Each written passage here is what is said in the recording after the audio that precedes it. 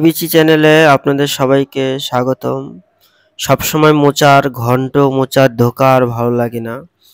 তাই এবার একটা অন্য রকমের রেসিপি। মোচা দিয়েই এই রেসিপিটা। খুব সুন্দর এই রেসিপি। একবার খেলে দ্বিতীয়বার খেতে ইচ্ছা করবে। তো মোচাটা এইভাবে ছাড়িয়ে নেবেন।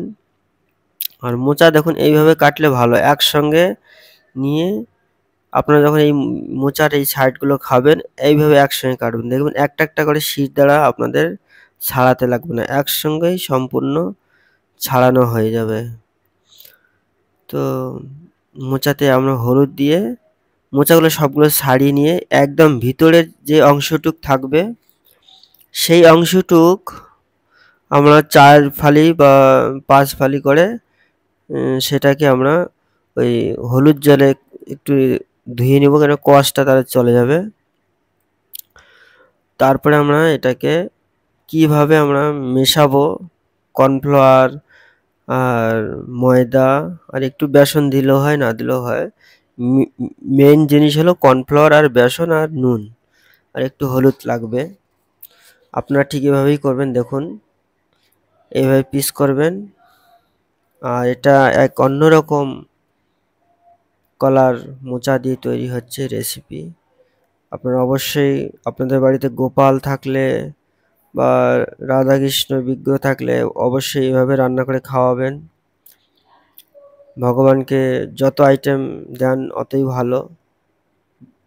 ভগবানের তো খাবার অভাব নেই। আমরা যে খুশি মনে করে দেবো সেটাই ভগবান। যেমন বিদুর কলার খোসা দিচ্ছিল, ভগবান সেটাই খাচ্ছিল। ভগবান কি গ্রহণ করে না? আমাদের ভালোবাসাটা।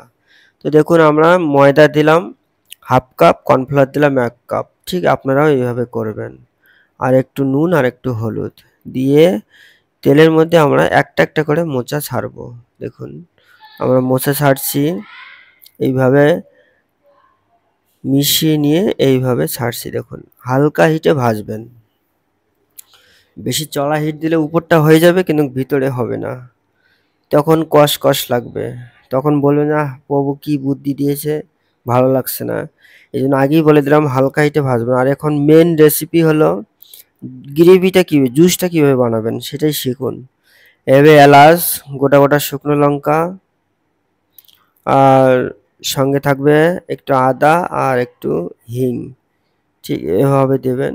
এখানে আপনারা কাজু পোস্ত না দিলেও হয়। পাতলা ঝোল করবেন, তাহলে মোচাটার ভিতরে ঢুকবে, খেতেও ভালো লাগবে। শুধু আদা জিরাটা একটু নেড়ে টমেটোটা দিয়ে দেবেন।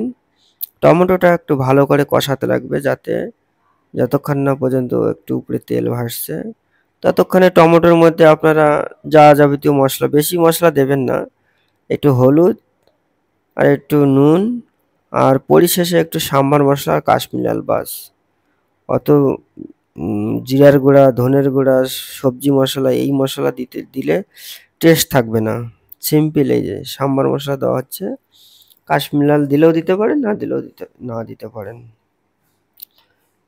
তো আপনারা ঠিক এভাবেই ঘরের মধ্যে করবেন। এটা হচ্ছে কাশ্মীরি লাল। অপূর্ব, দুর্দান্ত সুস্বাদু খেতে। মোচা দিয়ে এইভাবে মোচা মানে মুখে বলতে পারবো না আপনারা যতটা না খাচ্ছেন। আমি বললে তো আপনারা উপহাস করবেন। তো আপনারা ঠিক এভাবেই রান্না করে দেবেন গোপালকে, দিয়ে আপনারা প্রসাদ পাবেন অবশ্যই। খুব সুস্বাদু। জলের পরিমাণটা একটু বেশি লাগবে এই কারণে যে এর জুসটাই টেস্ট। ভাজার পরে এরকম হয়েছে দেখুন। এবার আমরা সবগুলো জুসে দিচ্ছি এক, এক করে। একটু টাইম ফুটিয়ে বাস একটু গরম মশলা দিয়ে নামিয়ে দেবো। তো গরম মশলা ভিডিওতে দেখানো হয়েছিল কি করে বানানো হয়। সমস্ত গোটা, গোটা এলাচ, লবঙ্গ, দারচিনি সব একসঙ্গে মিক্সিং করে এখানে দিয়ে দেওয়া হয়। বাস হয়ে গেল। খুব সুন্দর রেসিপি। আপনাদের অসংখ্য ধন্যবাদ। চ্যানেলটি অবশ্যই সাবস্ক্রাইব করবেন, শেয়ার করবেন, সকলকে জানাবেন। পাশে থাকবেন যেন আমরা নেক্সট ভিডিও আপনাদের পাঠাতে পারি। আর যদি আপনারা সাবস্ক্রাইব না করেন আমরা কি করে নেক্সট ভিডিও পাঠাবো? আপনাদের ভালোবাসায় আমরা এগিয়ে যাব। তো অবশ্যই আপনারা শেয়ার করে দেবেন। আর অবশ্যই নেক্সট ভিডিও আপনারা পাবেন। Thank you. তো দেখুন হয়ে যাচ্ছে। এবার এটা হলো গরম মশলা। গরম মশলাটা দিয়ে একটু টাইম ফুটিয়ে বাস এবার আমরা রেডি করব ভগবানের অফারিং এর জন্য। ও একটু বাটার দিতে পারলে ভালো, আর বাটার না দিলেও হবে। আপনারা যদি চান যে বাটার না দেবো, কোনো ব্যাপার না, বাটার না দিলেও হবে। দেখুন কত সুন্দর পিচ হয়েছে। আপনারা অবশ্যই এভাবে খাবেন এবং ভগবানকে দেবেন। আপনাদের ভালোবাসায়, প্রীতি ও ভালোবাসায় ভগবান খুশি হবে। ভগবান আপনাদের কৃপা করবে, আশীর্বাদ বর্ষণ করবে। জয় শ্রী রাধারানী কি জয়। কত সুন্দর হয়েছে দেখুন, আপনারা ভুলবেন না কিন্তু।